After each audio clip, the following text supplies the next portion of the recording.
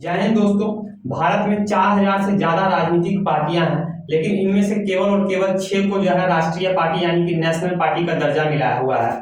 जैसे कि आप लोग देख सकते हैं, आप हो गया अभी हाल फिलहाल में जो आपको राष्ट्रीय पार्टी का दर्जा मिला, उसके बाद बीजेपी है, उसके बाद आपको नेशनल पीपल पार्टी है यानी कि एनपीपी है, उसके बाद मायावती जी का जो है बीएसपी हो गया, बहुजन समाजवादी पार्टी, उसके बाद ये कांग्रेस हो गया, उसके बाद जो है सीपीआईएम हो गया।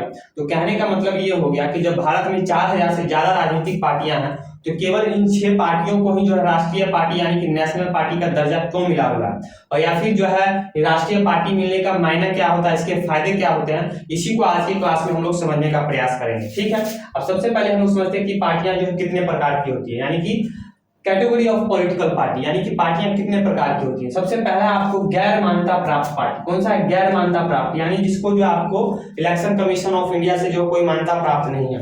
इसका कंडीशन क्या है? इसका कंडीशन यह है कि किसी राज्य के लोकसभा या फिर विधानसभा के कुल सीट पर 10 उम्मीदवार खड़ा करना होगा। कहने का मतलब ये हो गया कि गैर मान्यता प्राप्त पार्टी उसको हम कहेंगे जिस पार्टी ने किसी राज्य के लोकसभा या फिर उसके विधानसभा पर जो है कि कुल सीट पर जो है 10 उम्मीदवार को खड़ा किया हो। अब ये उम्मीदवार जीते या हारे इससे कोई मतलब नहीं हो, सिर्फ वो जो उसने उम्मीदवार खड़ा किया हो। जैसे एग्जांपल के तौर पर मैं अपने बिहार को लेता हूँ। जैसे बिहार में आपको लोकसभा की 40 सीट है। लोकसभा की कितनी सीट है? 40 सीट है। तो 40 का 10% अगर हम निकालेंगे तो 4 सीट हो जाएगा। यानी किसी पार्टी ने जो है बिहार के लोकसभा में जो है केवल और केवल 4 सीट पर अपना मेंबर खड़ा किया होगा। वो मेंबर जीते या फिर हारे उससे कोई मतलब नहीं है, उसको हम लोग कहेंगे गैर मान्यता प्राप्त पार्टी। या फिर दूसरा ऑप्शन, जैसे बिहार विधानसभा में जो है आपको 243 सीट पर चुनाव होता है। तो 243 सीट का अगर हम 10% निकाले तो लगभग 25 सीट आता है, 24 पॉइंट समथिंग आता है। पॉइंट में तो कुछ होगा नहीं, यानी कि 25 सीट। यानी किसी पार्टी ने जो है बिहार विधानसभा के 25 सीट पर अपना जो उम्मीदवार खड़ा किया हो, वो उम्मीदवार जीते या हारे उससे मतलब नहीं है, तो सिर्फ खड़ा किया हो, तो उस पार्टी को भी हम लोग क्या कहेंगे? गैर मान्यता प्राप्त पार्टी। तो ये हमने समझ लिया गैर मान्यता प्राप्त पार्टी के बारे में। दूसरा आपको है क्षेत्रीय पार्टी, यानी इसको जो क्षेत्रीय यानी कि राज्य स्तर पर जो पार्टी होती है उसको हम लोग कहते हैं क्षेत्रीय पार्टी। इसका कंडीशन क्या है? इसमें जो है 4 कंडीशन दिया गया है। 4 कंडीशन में से किसी एक कंडीशन को आप फॉलो कीजिए। जैसे कि पहला है विधानसभा चुनाव में कुल वोट का 8% वोट उसने लाया हो। यानी कोई पार्टी है जो किसी राज्य की विधानसभा में कुल वोट, यानी कि मान के चलिए बिहार विधानसभा है, तो बिहार विधानसभा में जितना वोट पड़ा होगा उस कुल वोट का अगर कोई पार्टी 8% वोट जीत ले आता है तो उस पार्टी को भी हम लोग क्षेत्रीय पार्टी कहेंगे। या फिर ये सब कंडीशन ही फॉलो करना है, या यहाँ पर मैंने या लगा दिया। या फिर दूसरा ऑप्शन क्या है कि विधानसभा चुनाव में 6% वोट प्लस 2 एमएलए आया हो। यानी कोई ऐसी पार्टी है जिसने विधानसभा चुनाव में, यानी कि विधानसभा चुनाव में जितना वोट पड़ा होगा उस वोट का 6% वोट उस पार्टी को मिला हो, और प्लस में वो पार्टी जो है 2 एमएलए उस पार्टी का जीत गया हो, तो उस पार्टी को भी हम लोग जो है क्षेत्रीय पार्टी कहेंगे। या फिर अगर ये भी नहीं कर पाता है तो तीसरा ऑप्शन उसके पास क्या है? तीसरा ऑप्शन ये है कि विधानसभा चुनाव में 3% सीट जीत गया हो। यानी कि मान के चलिए बिहार विधानसभा में 243 सीट पर चुनाव होता है, तो कोई ऐसी पार्टी है जो पार्टी 243 सीट का 243 में से 243 का 3% सीट अगर जीत जाती है तो उसको भी हम लोग जो है क्षेत्रीय पार्टी कहेंगे। तो 243 का आप लोग 3% निकाल के देखिए कितना होता है। या फिर अगर ये भी नहीं फॉलो कर पाता है तो नेक्स्ट है कि लोकसभा चुनाव में 6% वोट प्लस 1 एमपी उसका। यानी कोई ऐसा पार्टी है जिस पार्टी को जो है लोकसभा चुनाव में, यानी जिस लोकसभा चुनाव होता है उस लोकसभा चुनाव में जितना वोट पड़ा होगा उस टोटल वोट का उस पार्टी को 6% वोट मिला हो, प्लस में उस पार्टी के पास उस पार्टी का एक सांसद जीत के आया हो, उस पार्टी को भी हम लोग जो है क्षेत्रीय पार्टी कहेंगे। तो ये हो गया क्षेत्रीय पार्टी का पैमाना। इसके बारे में समझिए, ये 4 कंडीशन दिया गया है, चारों कंडीशन ही फॉलो करना है। ये चारों में से कोई भी एक कंडीशन अगर कोई पार्टी फॉलो करता है तो उस पार्टी को हम लोग जो है क्षेत्रीय पार्टी का दर्जा कहेंगे। ठीक है, नेक्स्ट हमारा आता है नेशनल पार्टी या राष्ट्रीय पार्टी, जिसके बारे में हम लोग चर्चा कर रहे थे। इसका कंडीशन क्या है? इसमें भी 3 कंडीशन दिया गया है। इस 3 कंडीशन में से किसी एक कंडीशन को अगर कोई पार्टी फॉलो करता है तो उसको हम लोग जो है राष्ट्रीय पार्टी कहेंगे। जैसे कि पहला है कि 4 राज्यों के लोकसभा या विधानसभा के कुल वोट का 6% प्लस में 4 लोकसभा एमपी। कहने का मतलब ये हो गया कि कोई ऐसी पार्टी है जो 4 राज्यों को मिलाकर लोकसभा या फिर विधानसभा के कुल वोट का 6% वोट उस पार्टी को मिला हो, और साथ ही उस पार्टी को के पास 4 लोकसभा एमपी हो, यानी उस पार्टी के पास 4 सांसद हो, उसको भी हम लोग जो है राष्ट्रीय पार्टी का दर्जा दे देंगे। अगर ये कंडीशन ही फॉलो कर पाता है तो दूसरा ऑप्शन भी यहाँ पे मैंने या लिख दिया।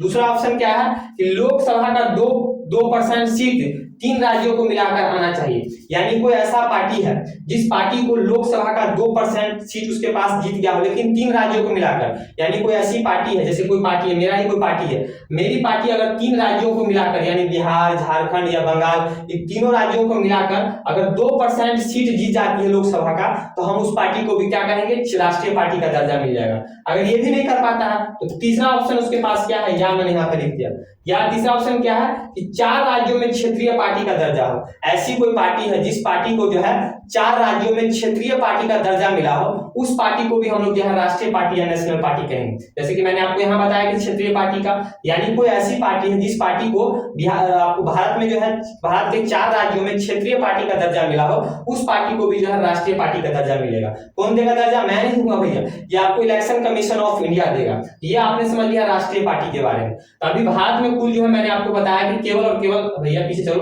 कि केवल और केवल 6 राष्ट्रीय पार्टी हैं, जैसे कि आप है, बीजेपी है, एनपीपी है, बीएसपी है, कांग्रेस है, सीपीआईएम है। तो केवल इन्हीं 6 पार्टियों को जो है आपको राष्ट्रीय पार्टी का दर्जा मिला गया है, क्योंकि यही 6 पार्टियां जो है इन कंडीशनों को फॉलो करती है, राष्ट्रीय पार्टी की कंडीशन को इनको फॉलो करती है, जिस कारण जो है इनको जो है राष्ट्रीय पार्टी का दर्जा मिला हुआ है।